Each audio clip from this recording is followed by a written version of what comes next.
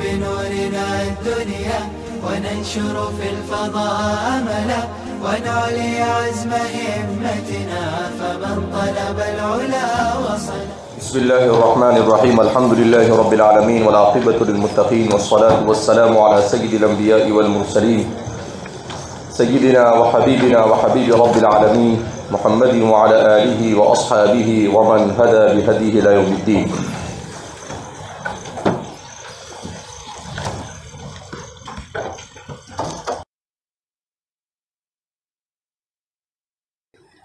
آیا تو آیا، نہیں آیا تو کچھ نہیں، بعد میں دیکھی جائے گی. بعد میں کیا دیکھی جائے گی؟ اللہ حفاظت فرماوے ہمیں. تو فرماتے هل يستوي الذين يعلمون والذين لا يعلمون. قرآن میں اللہ فرماتے ہیں کیا علم والے اور جاہل دونوں برابر ہو سکتے ہیں؟ والذین لا يعلمون یعنی جن کے پاس علم نہ ہو یہ دونوں برابر ہو سکتے ہیں. سورہ زمر کی آیت نمبر 9 ہے. تو ظاہر سی بات ہے کہ قرآن یہ کہنا چاہتا ہے کہ دونوں برابر ہو سکتے نہیں. علم والے بہرحال علم والے، انسان کے پاس علم ہو تو اس علم سے کہ واقعتاً یہ آدمی عالم کیسے پتہ چلتا ہے؟ کہا اس کے اندر تقوی اور خشیت، اس میں خلوص و للہیت، اس میں اتباع سنت، اس میں امر بالمعروف اور نہی عن المنکر کا جذبہ ہو، اس میں طلب آخرت ہو اور طلب دنیا سے وہ دور ہو. یہ ساری صفات کا ہونا ضروری ہے. امام غزالی رحمۃ اللہ علیہ نے اپنی کتاب احیاء علوم الدین کے اندر میں مستقل شروع کتاب کے اندر میں آپ نے علماء سوء اور علماء رشد، جن کو علماء حق بھی کہا جاتا ہے، ان کے اوصاف کو بیان کیا ہے کہ علماء سوء کس کو کہتے ہیں اور علماء حق کسے کہا جاتا ہے. ہمارے زمانے کے طلباء کو ان چیزوں کو پڑھنا چاہیے تاکہ اپنے اندر ان تمام اوصاف سے اپنے آپ کو بچائے جو علماء کے سوء کے اوصاف ہیں، اور ان اوصاف کو پیدا کرنے کی کوشش کرے جو علماء حق ہے اور علماء ربانیین ہے. لہذا ان چیزوں کی طرف ہمارے زمانے میں توجہ اب بہت زیادہ ضروری ہو گئی. بہرحال تو فرماتے ہیں هل يستوي الذين يعلمون والذين لا يعلمون. وقال النبي صلی اللہ علیہ وسلم، اور نبی کریم صلی اللہ علیہ وسلم کا ارشاد مبارک ہے من یرید اللہ به خیرا یفقهه فی الدین. اللہ جس کے ساتھ خیر کا معاملہ کرنا چاہتا ہے اسے دین کی گہری سمجھ عطا فرماتا ہے. اسے دین کی سمجھ نہیں، یفقهه، یفہمہ نہیں کہا، یعلمہ نہیں کہا، یعرفہ نہیں کہا، بہت سارے الفاظ تھے مگر کیا لائے؟ یفقہہ. اور فقہ کے معنی گہرائی کے ساتھ سمجھنا. تو فرماتے ہیں کہ جب کسی بندے کو اللہ دیکھتا ہے کہ بھئی اس کے ساتھ مجھے بھلائی کرنی ہے تو اللہ اسے دین کی فراست عطا فرماتے ہیں، دین کی گہری سمجھ عطا فرماتے ہیں. اور دین کی گہری سمجھ کو حاصل کرنے کے لیے نیت کو خالص کرنا پڑتا ہے، اس کے لیے قربانیاں دینی پڑتی ہے، اس کے لیے محنت اور جد و جہد کرنی پڑتی ہے، اس لیے کہ دنیا دار الاسباب ہے. ایسا نہیں کہ اللہ کسی کو بھی کسی کے ساتھ بھی خیر چاہتا نہیں. اللہ جب نیت کو دیکھتا ہے، اللہ جب محنت کو دیکھتا ہے، اللہ جب قربانیوں کو دیکھتا ہے تو پھر اللہ اسے یفقہہ فی الدین، دین کی فقاہت کے لیے منتخب کرتا ہے. لیکن محنت ہی نہیں ہوگی، نیت ہی صحیح نہیں ہوگی. ہمارے زمانے میں بعض مرتبہ پوچھتے ہیں کہ حضرت آپ کیا کرتے ہیں؟ تو کہا آن لائن پڑھاتا ہوں. اچھا آن لائن پڑھاتے ہیں، ماشاءاللہ اچھی بات ہے. تو ظاہر سی بات ہے علماء نے خاص طور پر احناف کے یہاں پر تو تعلیم قرآن اور تعلیم دین پر اجرت متقدمین کے یہاں پر مطلقاً جائز نہیں، اختلاف ہی نہیں. لا عند ابی حنیفہ ولا عند ابی یوسف ولا عند محمد ولا عند زفر ولا عند حسن بن زیاد اللؤلؤی ولا غیرہ من تلامذہ من الفقہاء المتقدمین۔ 6 صدی تک امام صاحب ہدایہ علامہ مرغینانی رحمۃ اللہ علیہ کے زمانے تک علماء فقہاء احناف کا اس بات پر اتفاق رہا کہ تعلیم دین پر اجرت جائز نہیں۔ ارے سمجھ میں آئی بات؟ وہ تو ہمارے علامہ مرغینانی رحمۃ اللہ علیہ نے جب لوگوں میں تساہل دیکھا اور آپ کو خطرہ ہوا کہیں اگر اس کو ناجائز مستقل قرار دیا گیا تو لوگ بالکل ہی علم دین کے حصول کو چھوڑ نہ دے، تو پھر آپ نے اسے یہ کہا کہ بھائی ٹھیک ہے، اگر کوئی علم کے لیے مکمل طور پر فارغ رہتا ہے تو پھر ایسے آدمی کے لیے گنجائش ہے۔ اور ہمارے حضرت تھانوی رحمۃ اللہ علیہ فرماتے ہیں کہ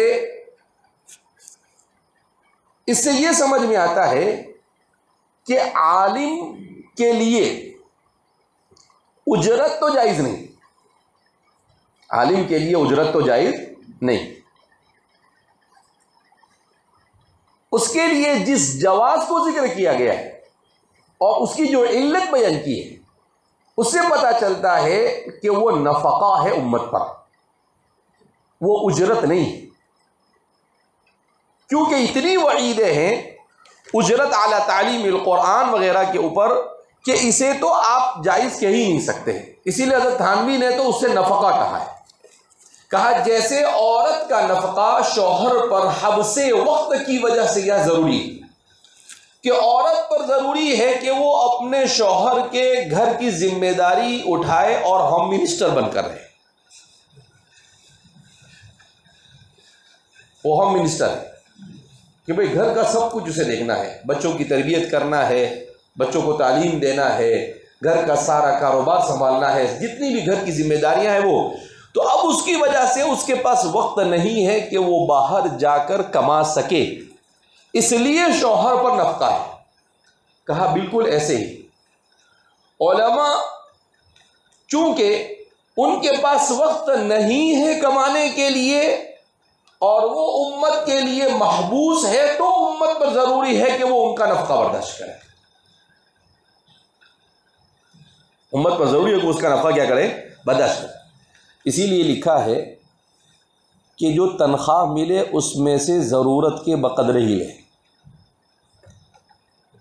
حضرت شیخ الہند رحمۃ اللہ علیہ اور بہت سارے ہمارے اکابرین کے بارے میں لکھا ہے کہ وہ اپنی تنخواہ میں سے مہینہ ختم ہونے پر اگر کچھ بچتا تھا تو واپس کر دیتے تھے، اسی لیے کہ نفقہ میں اس چیز کی رعایت ضروری ہے۔ ارے کچھ سمجھتا ہے؟ ہاں، بڑا نازک مرحلہ ہے، اتنا آسان نہیں ہے جتنا آدمی سمجھتا ہے۔ تو اس کو واپس کر دیا کرتے تھے، یہ تقویٰ تھا ان کا، فتویٰ اگرچہ یہ کہتا نہیں ہے لیکن تقویٰ تھا ان کا۔ تو پھر یخشى اللہ من عبادہ العلماء تبھی تو آئے گا جب تقویٰ ہوگا، فتویٰ پر تو عوام عمل کرتے ہیں، علماء کا کام ہے تقوی پر عمل کرنا۔ لہذا یہ ہمارے علماء جو اگر آپ کو دین کی تعلیم کے لیے کہیں موقع نہیں ملتا ہے تو رزق حلال کے لیے آپ کوشش کریں، اور ساتھ میں آن لائن کچھ پڑھا دے تو الگ بات، لیکن اسے مستقل مشغلہ بنا دینا یہ میں نہیں سمجھتا ہوں کہ یہ درست ہو۔ اسی طریقے سے ہمارے وہ علماء جو بیانات کے لیے جاتے ہیں اور لمبے لمبے ہدیے لیتے ہیں، یہ بھی درست نہیں، درست نہیں۔ الحمدللہ ہمارے والد صاحب کا معمول تھا کہ وہ کبھی کسی سے نہ کرایہ لیتے تھے، بیان کے لیے جاتے تھے، اور نہ ہدیہ لیتے تھے۔ ہم نے بھی اس سنت کو زندہ رکھا ہے، نہ تو الحمدللہ کبھی کسی سے کرایہ، وہ کہتے کہ بھائی دین کے کام کے لیے ہم جا رہے ہیں، وہ بھی دین کا کام ہے خطابت کے لیے، اور ہماری مدرسے کی گاڑی لے کر جا رہے ہیں تو یہاں سے لو وہاں سے لو، دونوں ایک ہی ہے، کوئی فرق پڑتا نہیں۔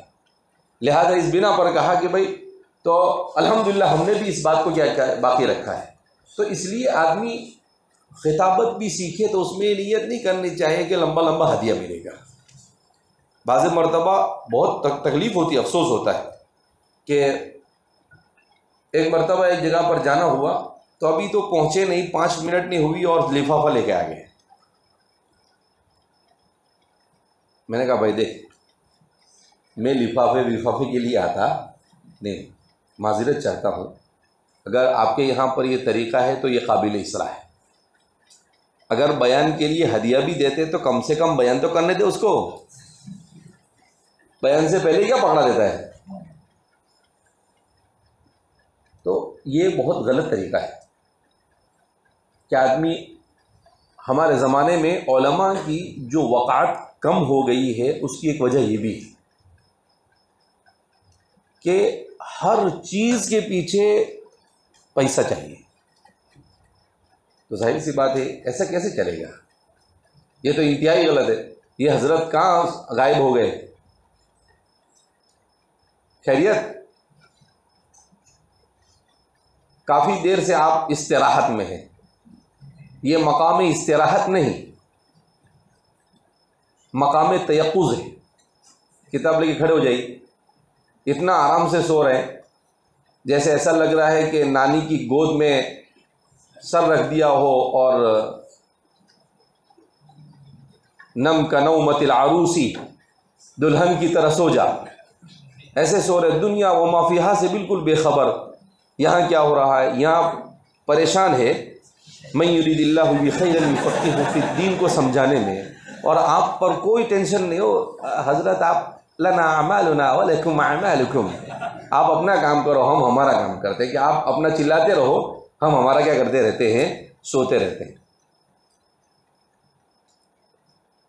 کیسے کیسے نمونے اللہ نے دنیا میں بھیج دیے ہیں. میرے واسطے پڑے تھے کیا سب؟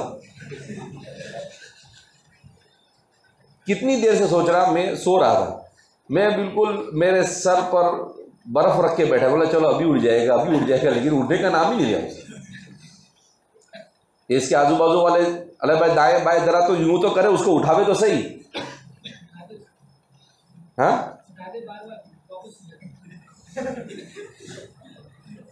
کیوں، کیا کرتا ہے رات میں؟ دن میں آپ کو نیند آتی، رات میں نیند نہیں آتی. تو پھر تو ابھی کیسی نیند آ رہی؟ 11:15، یہ کوئی سونے کا ٹائم ہے دنیا میں؟ جو رات میں سوتے وہ بھی ابھی اٹھ جاتے، لیٹ سوتے وہ بھی ابھی اٹھ جاتے. یہ یعنی دنیا کی کسی تاریخ کے اندر بھی یہ سونے کا ٹائم نہیں. 11:15 بجے دنیا میں کوئی سوتا ہے؟ حل رأيت أحدا ينام في هذه الساعة؟ اللہ اللہ استغفر اللہ. لہذا اس بنا پر ایک ذہن بنانا چاہیے آدمی کو کہ بھائی علم حاصل کر رہے ہیں تو آخرت کے لیے. حضرت تھانوی رحمۃ اللہ علیہ فرماتے تھے کہ ہمارے زمانے میں جو یہ کہا جاتا ہے کہ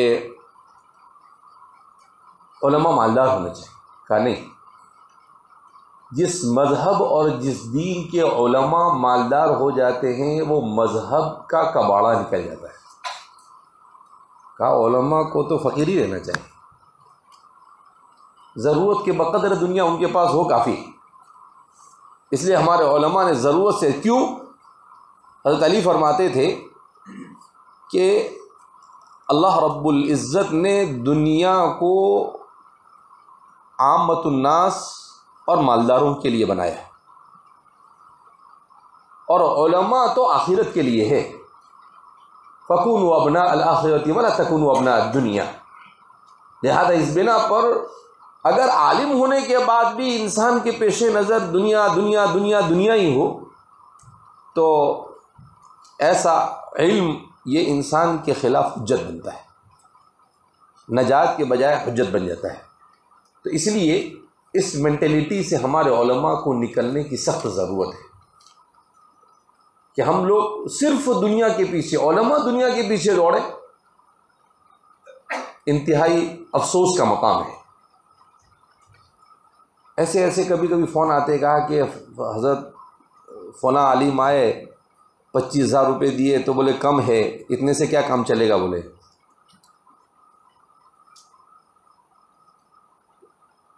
اور اللہ حفاظت فرمائے۔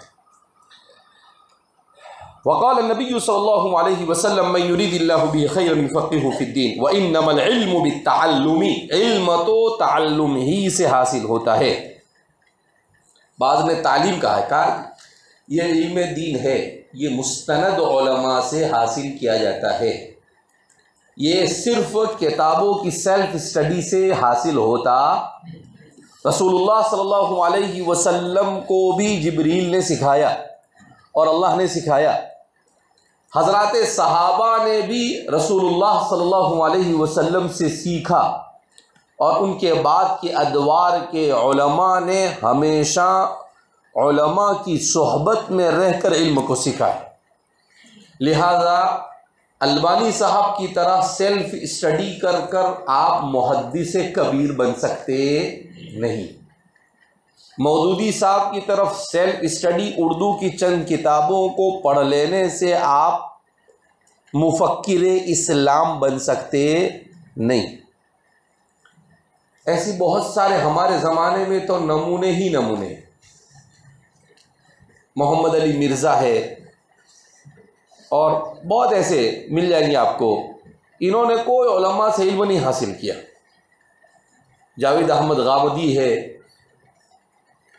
اور اب تو یونیورسٹیوں کے اندر میں اسلامک اسٹڈیز کے کورس ہے، تو کوئی اس میں بیکلوریو کر لیتا ہے، کوئی اس میں بی اے کر لیتا ہے، B A in Islamic studies, اور M A in Islamic studies, P H D in Islamic studies. تو وہاں پر کوئی پڑھایا وڑھایا نہیں جاتا ہے، خود ہی اپنے سے پڑھتے ہیں، اپنے سے مقالہ لکھتے ہیں، اور پھر اس کے بعد کیا بن جاتے ہیں عالم۔ تو ایسے عالم بن جاتے تو پھر مدرسے کی ضرورت ہی کیا تھی؟ نہیں، یہاں پر علم کے لیے صحبت ضروری ہے۔ جب تک کہ علماء کی صحبت حاصل نہیں ہوتی ہے وہاں تک کہ یہ علم با اثر نہیں بنتا ہے۔ لہذا اسی صحبت کے لیے رسول اللہ صلی اللہ علیہ وسلم کے صحابہ کو سب سے افضل کیوں قرار دیا گیا؟ لأنہم صحبوا النبی صلی اللہ علیہ وسلم۔ اسی لیے امام مالک فرماتے ہیں کہ ہمارے استاد تھے ربیعۃ الرائے، تو ربیعۃ الرائے کی والدہ نے ان سے کہا تعلم العلم من العلماء وتعلم منهم الادب اکثر من العلم، کہا ان سے ادب سیکھو، ان سے اخلاق سیکھو، ان کی صحبت میں رہ کر سیکھو کہ زندگی کیسے گزاری جاتی ہے۔ تو اس لیے ان سب چیزوں کا جاننا کیا ہے؟ ضروری ہے۔ صرف الفاظ کے پڑھ لینے سے اور الفاظ کے جان لینے سے اور لچھے دار تقریر کے کر دینے سے آدمی عالم بن جاتا نہیں۔ اچھا لکھ دینا، اچھا صرف بول دینا، ایسا ہوتا تو دنیا کا کب سے کباڑا ہو گیا ہوتا۔ لہذا یہاں پر قربانیاں چاہیے۔ من یرید اللہ بہ خیرا یفقہہ فی الدین وانما العلم بالتعلم، یہ علم تو سیکھنے سے آتا ہے، یہ علم صرف اپنے طور پر محنت ایسے ہی کر لینے سے آ جاتا نہیں۔ وقال ابو ذر رضی اللہ عنہ، اور حضرت ابو ذر رضی اللہ تعالیٰ عنہ فرماتے ہیں لو وضعتم الصمصامة على هذه وأشار إلى قفاه ثم ظننت أني أنفذ كلمة سمعتها من النبي صلى الله عليه وسلم قبل أن تجيزوا علي لأنفذتها۔ کیا فرماتے ہیں؟ لو وضعتم الصمصامة، اگر تم تلوار بھی میری گردن پر رکھ دو گے، اشارہ کیا انہوں نے، اگر تم میری گردن پر تلوار بھی رکھ دو گے، واشار الی قفاہ، اور اپنے قفا کی طرف اشارہ کیا، ثم ظننت انی انفذ کلمة سمعتها من النبی صلی اللہ علیہ وسلم، اور پھر یہ ہو کہ میں نے رسول اللہ صلی اللہ علیہ وسلم سے سنے ہوئے کسی بات کو بیان کر دوں، تنفیذ کر دوں، اسے ذکر کر دوں، قبل ان تجیزوا علیہ، قبل اس کے کہ آپ لوگ مجھ سے اس کا مطالبہ کرے، لانفذتها، تو بھی میں اسے کیا کر دوں گا؟ بیان کر دوں۔ کیا مطلب؟ کہ حضرت ابو ذر غفاری رضی اللہ تعالیٰ عنہ فرماتے ہیں کہ یہ علم جو ہے ایسے ہی نہیں آتا ہے. ایک تو ہم نے بھی بڑی قربانیوں سے حاصل کیا، اور پھر جب سامنے والے میں رغبت اور طلب ہوتی ہے تو ہم بیان کرتے ہیں، اور اگر سامنے والے میں کوئی رغبت اور طلب نہیں ہوتی ہے تو پھر ہم بھی بیان کرتے نہیں. تو کہا کہ طالب اور متعلم کا راغب فی العلم ہونا ضروری ہے. اگر راغب فی العلم نہ ہو تو پھر ایسے علم کا کوئی فائدہ حاصل ہوتا نہیں. اس لیے علم کے اندر میں رغبت. اب سبق میں سو رہا ہے آدمی تو یہ کیا ہے؟ بے رغبتی ہے. یہ رغبت فی العلم نہیں، یہ رغبت عن العلم. رغب فی اور رغب عن. ومن يرغب عن ملت ابراہیم، اور جو ابراہیم کی ملت سے اعراض کرے. لہذا اس بنا پر یہ اتنی آسانی کے ساتھ جو اللہ رب العزت مواقع فراہم کر رہے ہیں اپنی آخرت کو بنانے، تو آدمی کو ان مواقع کو چھوڑنا چاہیے نہیں. وقول النبی صلی اللہ علیہ وسلم لیبلغ الشاہد الغائب، اور آپ کا ارشاد مبارک چاہیے کہ شاہد غائب تک پہنچا دے وے، یعنی میری مجلس میں جو بیٹھا ہوا ہے وہ میرے بعد آنے والوں تک پہنچا دے وے. تو فرماتے ہیں اس سے بھی کیا پتہ چلا کہ حضور نے کیا لیبلغ الشاہد الغائب، کہ علم حاصل کرو اور علم حاصل کر کر اس کی تبلیغ کرو. ہمارے یہاں پر چیزوں کو بانٹ دیا گیا. تبلیغ الگ ہے، تعلیم الگ ہے، تدریس الگ ہے. نہیں، تبلیغ بھی تعلیم ہے، اور تعلیم بھی تبلیغ ہے، اور تدریس بھی تعلیم ہے. یہ سب تعلیم کے شعبے. مگر مبلغ یہ سمجھتا ہے کہ اس کو علم کی ضرورت نہیں، اور معلم یہ سمجھتا ہے اسے تبلیغ کی ضرورت نہیں. یہ کیسے ہو سکتا ہے؟ علم تو ہے ہی تبلیغ کے لیے، اور تبلیغ ہوتی ہی علم کی. دوسری چیزوں کی تبلیغ کو تبلیغ نہیں کہتے. تو فرماتے ہیں لیبلغ الشاہد الغائب. مشہور حدیث کا حصہ ٹکڑا ہے، اس سے پہلے بھی روایت گزری ہے کہ اللہ کے رسول صلی اللہ علیہ وسلم نے، اس سے قبل والے باب میں بھی روایت گزری ہے جس میں حضور نے کہا فلیبلغ الشاہد الغائب، کہ رسول اللہ صلی اللہ علیہ وسلم کے سامنے حجۃ الوداع کے موقع پر 1,24,000 صحابہ تھے، اور ان کو آپ نے بیان کیا، اور بیان کرنے کے بعد کیا لیبلغ الشاہد الغائب، تمہارا شاہد تمہارے غائب تک پہنچا دے گا. اس سے پہلے حضور نے ان سے پوچھا الا هل بلغت، کیا میں نے تمہیں اللہ کا پیغام پہنچایا کہ نہیں پہنچایا؟ حضور نے حجت قائم کی. تو صحابہ نے کہا بلغت الامانۃ ونصحت الامۃ وادیت الامانۃ، کہ آپ نے امانت کو اور علم کو اور نصیحت کو پہنچانے میں کوئی کسر چھوڑی نہیں. آپ صلی اللہ علیہ وسلم کی زندگی عبارت تھی کس سے؟ سکھانے سے. یا تو آپ نے عمل کیا، یا آپ نے ذکر کیا، یا آپ نے لوگوں کو سکھایا. اس کے علاوہ اور کہیں آپ کی زندگی کے اندر میں اور کچھ آپ کو ملے گا نہیں. وقال ابن عباس، اور حضرت عبداللہ ابن عباس رضی اللہ تعالیٰ عنہ فرماتے کونوا ربانیین حکماء علماء فقہاء. عبداللہ ابن عباس فرماتے ہیں کہ قرآن کریم نے جو کہا کہ ربانی بن جاؤ، تو کہا ربانی بننے کا مطلب کیا ہے؟ کہا ربانی بننے کا مطلب یہ ہے کہ حکماء، علماء اور فقہا بن جاؤ، یعنی حکیم بنو یا عالم بنو یا فقیہ بنو. تو فرماتے ہیں کہ حضرت عبداللہ ابن عباس فرماتے ہیں کہ کونوا ربانیین حکماء علماء فقہا. میں نے کہا اس سے پہلے بھی آپ کو، حکماء یعنی شریعت کے احکام، اس کی علتوں اور اس کی حکمتوں کو جاننے والے، ان کو حکماء کہتے ہیں، اور علماء جو احکام شریعت کو جاننے والے، اور فقہا جو احکام شریعت اور علل شریعت کو جاننے والے، جن کے پاس صرف علم کا، صرف دین کا علم ہو، بہت زیادہ گہرائی نہ ہو، تو کہا وہ علماء ہے. جن کے پاس تھوڑی گہرائی ہو تو کہا وہ فقہا ہے، اور جو بالکل حکمتوں تک پہنچ جاتے ہو تو پھر وہ کیا ہے؟ حکما ہیں. تو یہاں پر حکما سے مراد وہ حکما نہیں ہے جن کو حکما کہا جاتا ہے، یعنی فلسفے والے اور سائنس نہیں، وہ مراد نہیں ہے. یہاں پر حکما سے وہ مراد ہے جو شریعت کے حکمتوں، مصلحتوں اور تمام چیزوں سے وہ واقف ہو. وَيُقَالُ الرَّبَّانِيُّ الَّذِي يُرَبِّي النَّاسَ بِصِغَارِ الْعِلْمِ قَبْلَ كِبَارِهِ. اب ربانی کی تعریف کرتے ہیں کہ ربانی کس کو کہتے ہیں، تو کہا کہ وہ جو لوگوں کو بڑا ہونے سے پہلے بچپن ہی کے اندر میں علم سکھائے. اصل میں ربانی کے دو تفسیر کی جاتی ہے. ایک تفسیر ربانی کی جاتی ہے کہ یہ رب سے بنا ہے. ربانی بن جاؤ یعنی رب والے بن جاؤ کہ ہر جگہ پر تمہارے پیش نظر صرف اللہ کی رضامندی ہو اور اس کے علاوہ کچھ نہ ہو. اور دوسرا کہا کہ ربانی یہ بنا ہے التربیتو سے.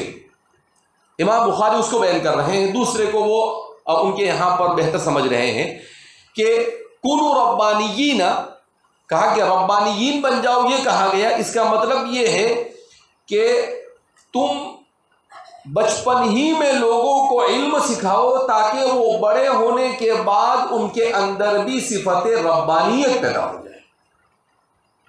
تو کہا یہاں پر اس سے مراد ربانیین ای المربین، کہ تم مربی بن جاؤ، اچھے مربی بن جاؤ. تو اچھا مربی بننے کے لیے باعمل عالم اور متقی ہونا کیا ہے؟ ضروری ہے. وہاں تک کہ آدمی اچھا مربی بن سکتا نہیں.